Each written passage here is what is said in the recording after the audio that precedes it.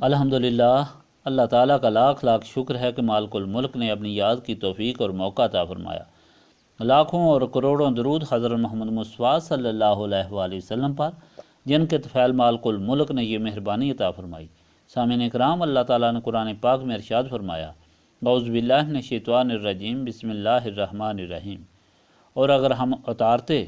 ان کی طرف فرشتے اور باتیں کرنے لگتے ان سے مردے،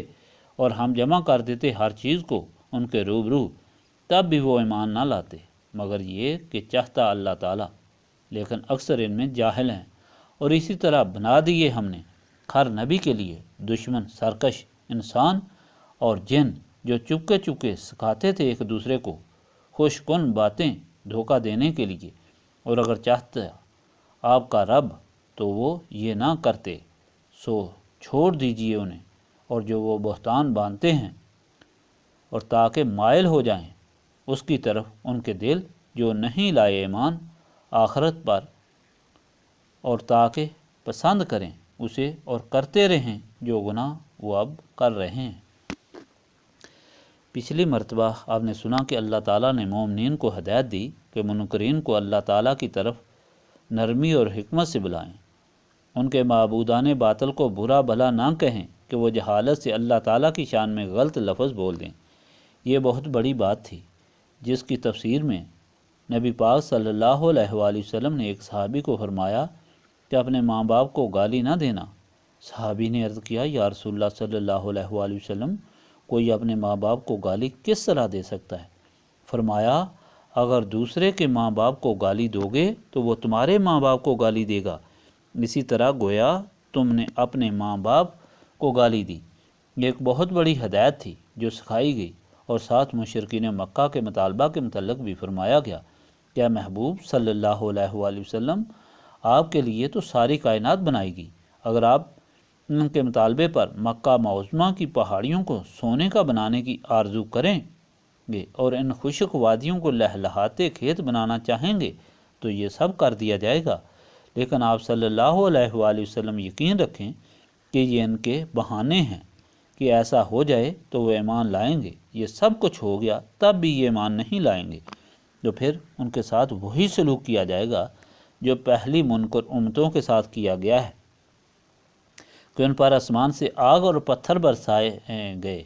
نیست و نابود کیے گئے۔ اور اگر آپ صلی اللہ علیہ وآلہ وسلم کو اسی طرح چھوڑ دیں تو ان میں سے کچھ ہدایت پا جائیں گے اور کچھ ان کی اولاد سے اللہ تعالیٰ کے بندے اور آپ صلی اللہ علیہ وآلہ وسلم کے غلام بن جائیں گے۔ اللہ تعالیٰ کے اس فرمان پر حضور پاک صلی اللہ علیہ وآلہ وسلم نے معجزہ طلب نہیں کیا، بلکہ ان کے لیے ہدایت اور مغفرت طلب فرمائی، جس کے نتیجے میں بہت سے لوگ اللہ تعالیٰ کی راہ پر آ گئے، اللہ تعالیٰ کے بندے اور نبی پاک صلی اللہ علیہ وآلہ وسلم کے غلام بن گئے۔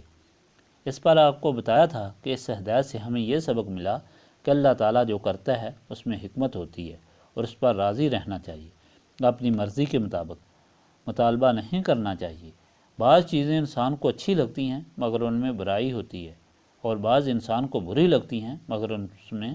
اچھائی ہوتی ہے۔ یہ اللہ تعالیٰ جانتا ہے کہ کس میں اچھائی ہے اور کس میں برائی، اس لیے اللہ تعالیٰ کے حکم پر صبر کرنا چاہیے، مگر انسان کمزور ہے، اسے گمراہ کرنے کے لیے شیطان اور نفس موجود ہیں، اس لیے بہت مشکل سے ہی صبر قائم رہتا ہے، اور یہ صرف نسبت رسولی صلی اللہ علیہ وآلہ وسلم سے ممکن ہوتا ہے، جس کی برکت سے دل و دماغ روشن ہوتے ہیں اور نفس و شیطان کو مغلوب کرنے کی طاقت حاصل ہوتی ہے۔ آج کا فرمان اسی حقیقت کو اور زیادہ واضح کر رہا ہے۔ اللہ تعالیٰ فرماتا ہے کہ جب انسان کا دل سیاہ ہو جائے تو وہ کبھی ہدایت قبول نہیں کرتا۔ یہ لوگ جو سخت قسم کے معجزات طلب کرتے ہیں یہ سیاہ دل ہیں، شیطان کے قبضے میں ہیں۔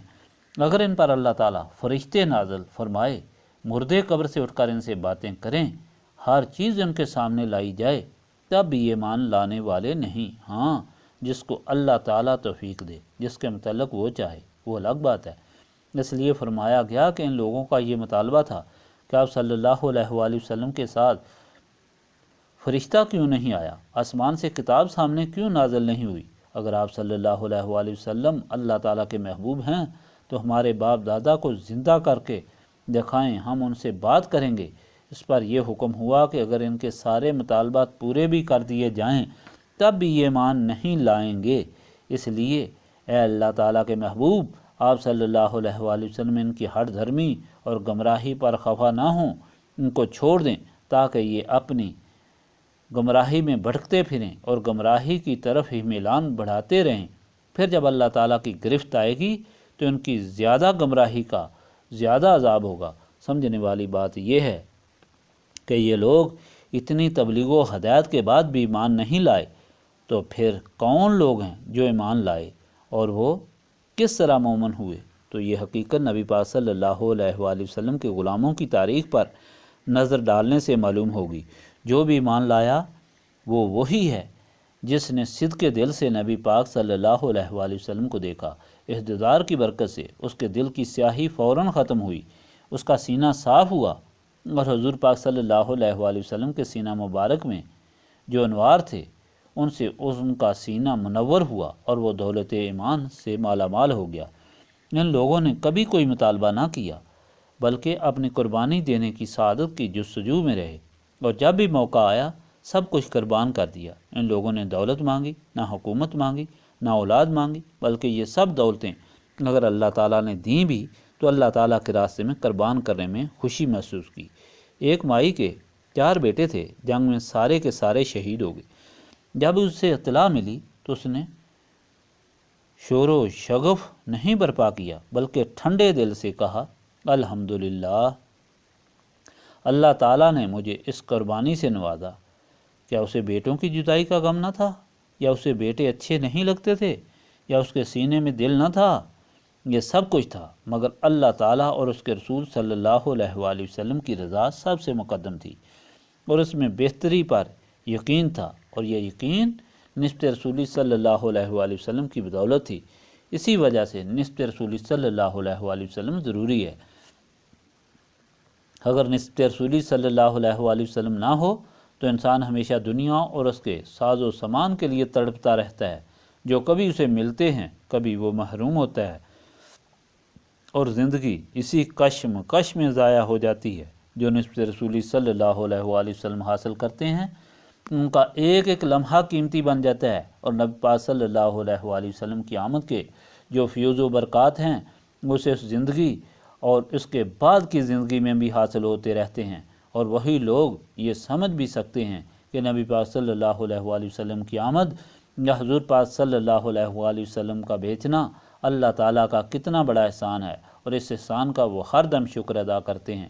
اور خوشیاں مناتے ہیں۔ نسبت رسولی صلی اللہ علیہ وآلہ وسلم سے محروم نہ اس احسان کو سمجھتے ہیں نہ شکر ادا کرتے ہیں، بلکہ وہ خوشی کو دولت، وقت اور ایمان کا ضیاع سمجھتے ہیں اور کھلی گمراہی میں ڈوب جاتے ہیں۔ اللہم صلی علی سیدنا محمد وعلی آلہ وصحابہ صلاۃ تکون لنا امان من کل خوف، لا الہ الا انت سبحانک انی کنت من الظالمین، استغفر اللہ العظیم الذی لا الہ الا هو الحی القیوم واتوب الیہ، استغفر اللہ العظیم الذی لا الہ الا هو الحی القیوم واتوب الیہ، استغفر اللہ العظیم الذی لا الہ الا هو الحی القیوم واتوب الیہ۔ ربنا تقبل منا انک انت السمیع العلیم وتب علینا انک انت التواب الرحیم۔